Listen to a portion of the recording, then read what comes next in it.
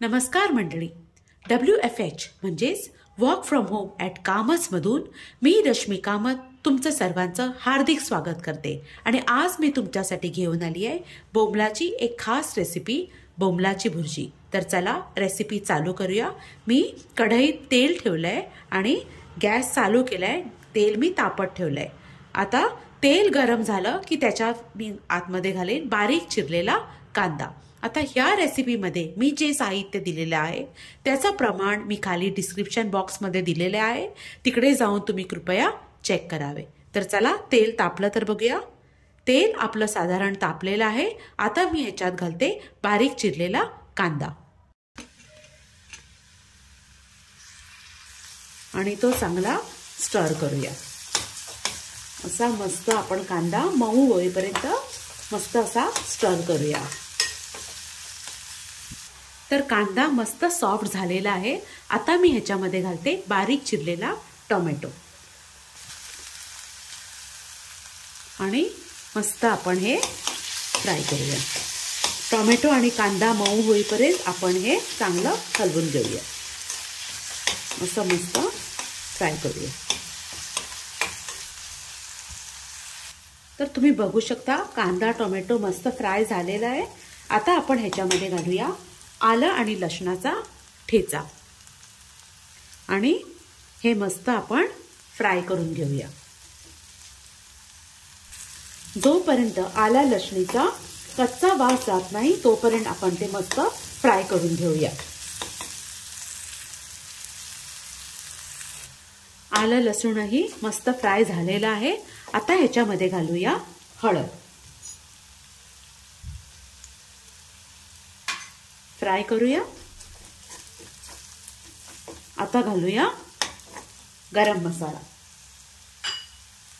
हा घरगुती गरम मसाला आहे, तुमच्या आवडीप्रमाणे घ्या. हे पण मस्त मिक्स करूया. आता ह्याच्यामध्ये घालूया लाल तिखट. हे पण तुमच्या आवडीप्रमाणे घाला. तुम्हाला केवढं तिखट पाहिजे तेवढं तुम्ही घालू शकता. आणि हे पण मस्त असं फ्राय करूया. आता ह्याच्यामध्ये घालूया मीठ. चवीप्रमाणे मीठ घाला. पुन्हा मस्त फ्राय करूया. आता ह्याच्यामध्ये आपण घालूया बोंबील. आता हे बोंबील मी काय केलंय, कोळणी करून काटा काढून त्याचे बारीक तुकडे करून घेतलेले आहेत आणि घरी आणल्यावर मस्त साफ करून धुवून मी ठेवले आहेत. आता हे बोंबील आपण या मिश्रणामध्ये घालूया आणि मस्त मिक्स करूया. बोंबील घातले आणि आता हे मस्त मिक्स करते. ह्याच्यामध्ये बिलकुल काटा नाहीये. काटा मी कोळणीकडून काढून घेतला होता. असं मस्त मिक्स करून घेऊया. बोंबील हा मासा पटकन शिजतो, त्यामुळे जास्ती शिजवायची गरज नाहीये. असं मिक्स करून घेऊया.